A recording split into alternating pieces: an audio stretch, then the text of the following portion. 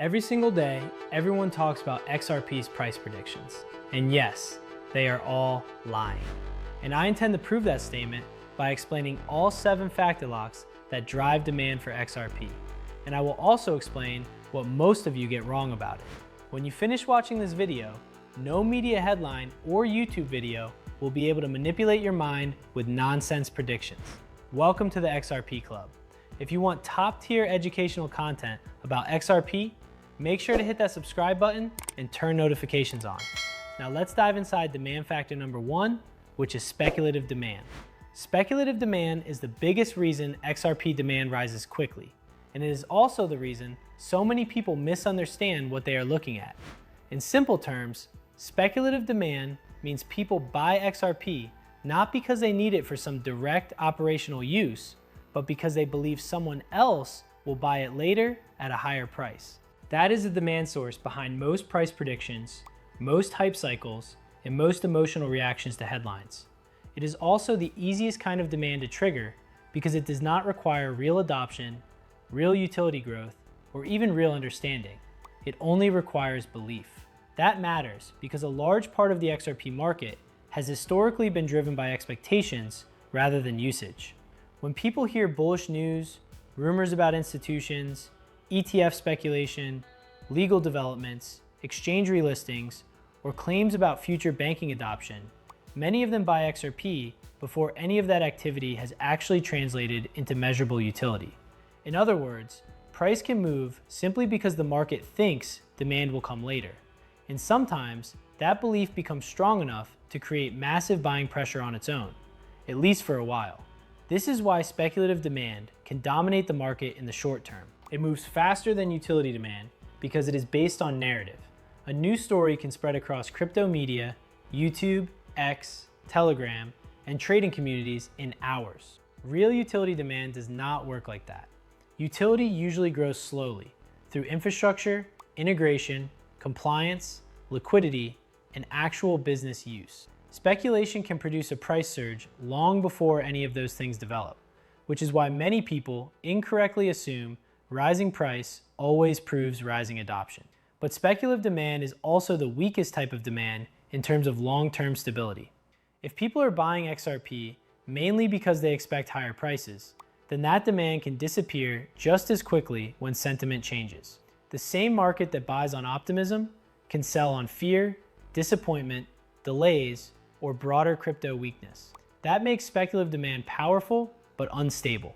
So the first answer to our title is this. One of the biggest things that drives XRP demand is not utility at all. It is expectation. People buy XRP because they believe future events will make it more valuable. Sometimes that belief is partly grounded in reality, and sometimes it is built on exaggeration, confusion, or outright nonsense. All right, next demand factor is something that is much more stable, and that is exchange and trading demand. Exchange and trading demand is different from speculative demand, even though the two often happen at the same time. Speculative demand comes from people buying XRP because they expect the price to go up. Exchange and trading demand comes from the market needing XRP to actually function as a traded asset. That includes spot traders, derivatives traders, arbitrage firms, liquidity providers, and market makers. These participants are not always buying XRP because they are emotionally bullish on its future. In many cases, they hold or move XRP because it is part of their trading operation. If XRP is listed on major exchanges and traded actively across many markets, then someone has to provide liquidity.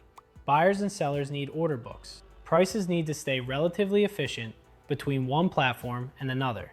Spreads need to remain competitive. That creates demand for XRP inventory because market participants need coins available to quote prices, fill orders, rebalance positions, and capture arbitrage opportunities when price gaps appear between exchanges. This is real demand, but it is not the same as adoption in the sense most viewers imagine. When people hear the phrase demand for XRP, they often picture banks, payment firms, or institutions buying XRP to use it in some transformative financial system. Exchange and trading demand is much more mechanical than that.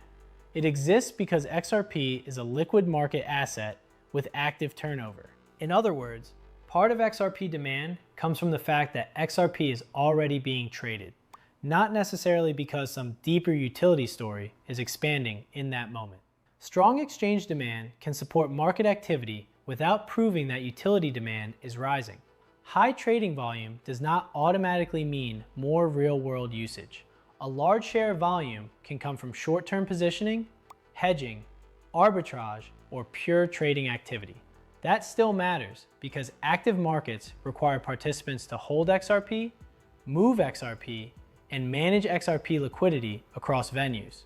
But it should not be confused with direct evidence that the underlying utility case is growing at the same speed. So this is the second major driver of XRP demand. XRP is not only bought by people who want price exposure, it is also demanded by the trading system around it.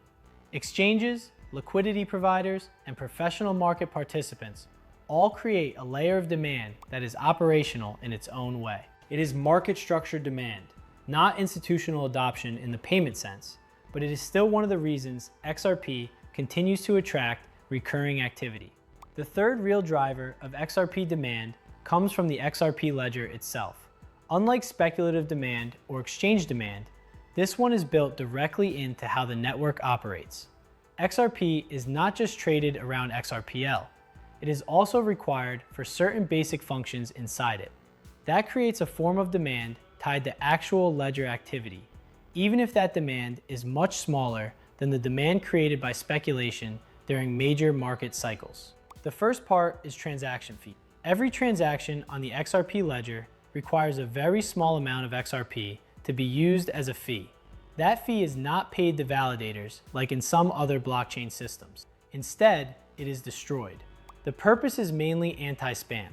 If sending transactions were completely free, the network would be much easier to flood with useless activity. Requiring a tiny XRP cost for every action helps protect the system by making spam more expensive.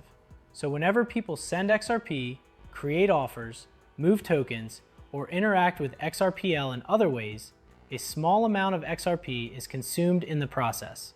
That creates real usage, but it needs to be kept in proportion. The fee mechanism is important structurally, but the amount burned per transaction is extremely small. So this is not the kind of demand driver that suddenly creates huge buy pressure by itself.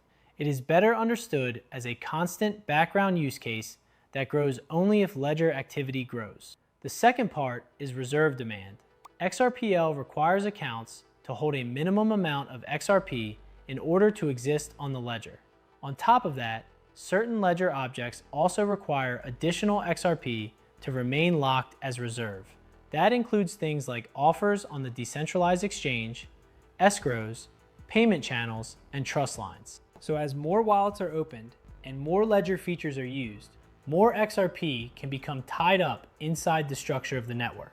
This is important because it means XRP demand is not only about people wanting exposure to the asset.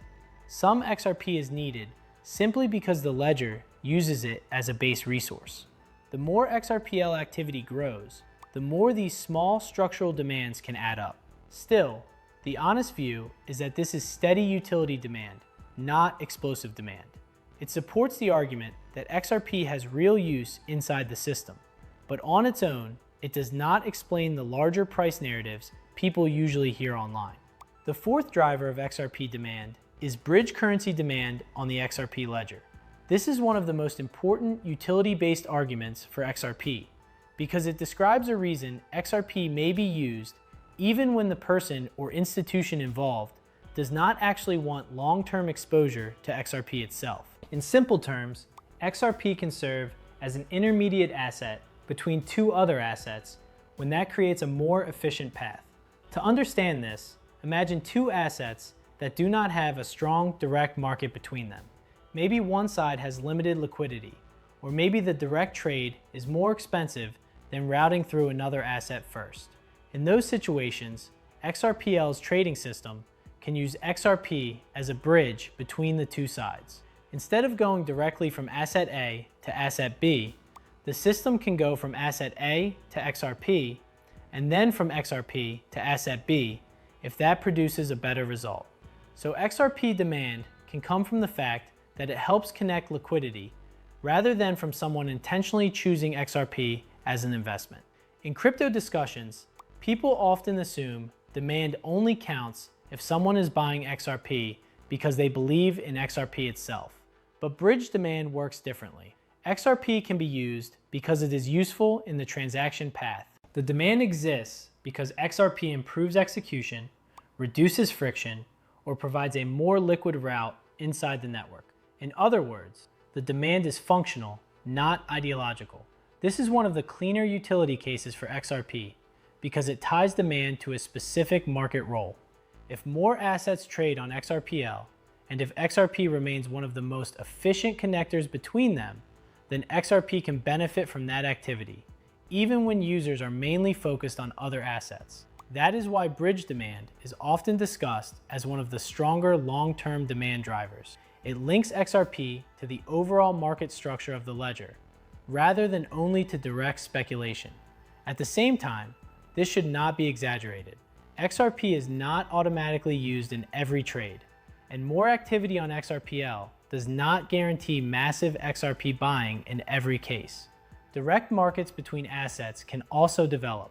Stablecoins and issued tokens can gain their own liquidity. The point is that XRP can create demand when it functions as an efficient bridge, and that role becomes more meaningful if the network around it becomes deeper and more active. All right, our fifth topic is about cross-border payments demand. This is probably the story most people associate with XRP, because for years, XRP has been presented as a tool that can help move money across borders faster and with less friction than the traditional correspondent banking model. That framing is based on a real financial problem.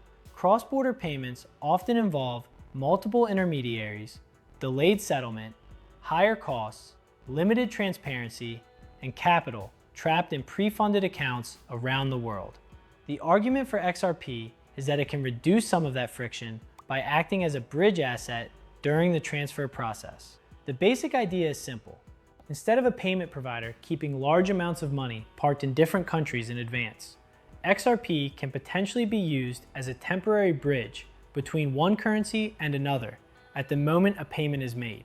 That means value can move from currency A into XRP and then from XRP into currency B, with the goal of reducing the need for idle capital sitting in foreign accounts. If that works efficiently at big enough scale, the benefit is not just speed, it is also balance sheet efficiency, because less capital has to remain locked up waiting for future payment flows. This is why demand from cross-border payments matters more than regular crypto hype. It describes a reason institutions might need XRP for an operational purpose, rather than just as a speculative asset. If XRP is used as part of real payment flows, then demand can come from the need to source liquidity, complete transactions, and support active corridors between currencies.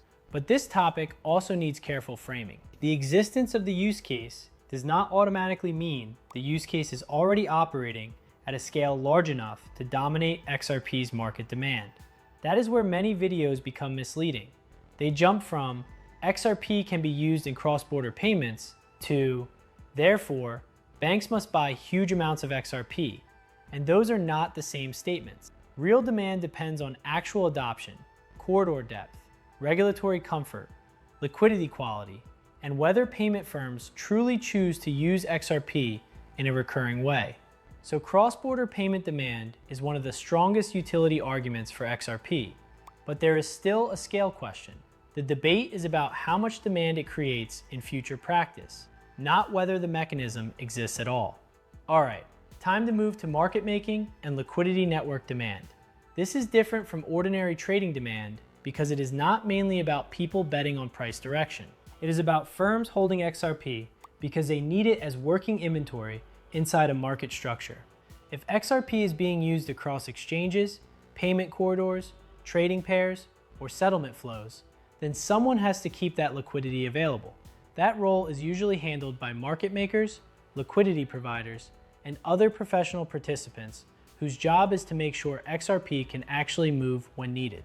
A market cannot function well if there is not enough liquidity on both sides. Buyers need sellers, sellers need buyers. Large transactions need enough depth so they do not cause extreme price slippage. This is where market makers come in. They hold XRP inventory so they can quote continuous buy and sell prices, absorb order flow, and keep markets usable. That creates demand because XRP is being stocked as part of an operational system. This becomes even more important when XRP is part of liquidity corridors. If firms are using XRP to help connect markets or support payment-related flows, then liquidity has to be available at the right time and in the right places. That means some participants may need to hold XRP, not because they are long-term believers, but because their business depends on being able to source, deploy, and rebalance XRP across venues. This is one of the more credible paths from utility to recurring demand. Speculative demand can appear suddenly and disappear suddenly, as we already explained. But liquidity network demand is tied to whether XRP is being integrated into repeatable flows that require inventory on hand.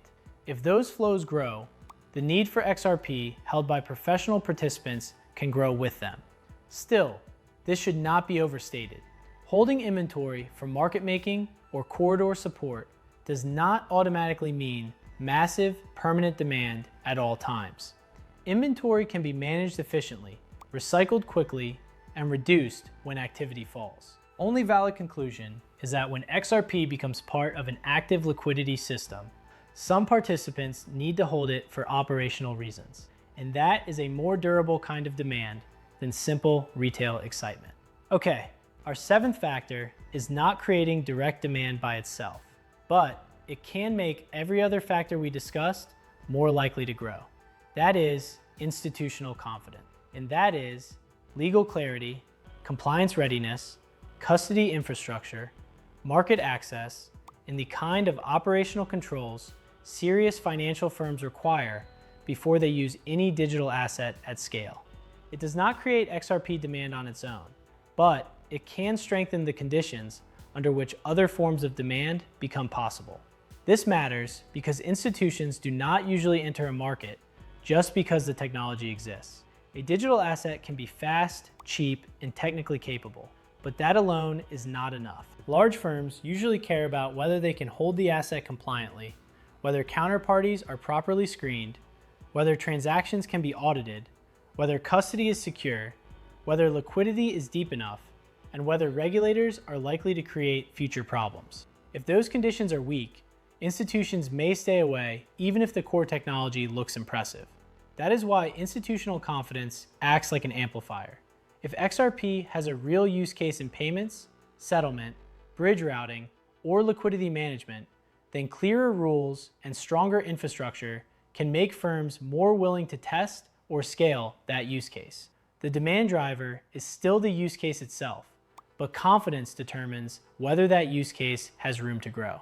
This also helps explain why XRP discussions so often focus on legal and regulatory developments. People are not only reacting to the legal story because of headlines, they are reacting because confidence affects market participation. If the surrounding framework becomes more stable, the barriers to using XRP become lower. This is also where many people get confused. They hear that legal clarity is improving and immediately assume that price must explode. But better clarity does not create demand automatically.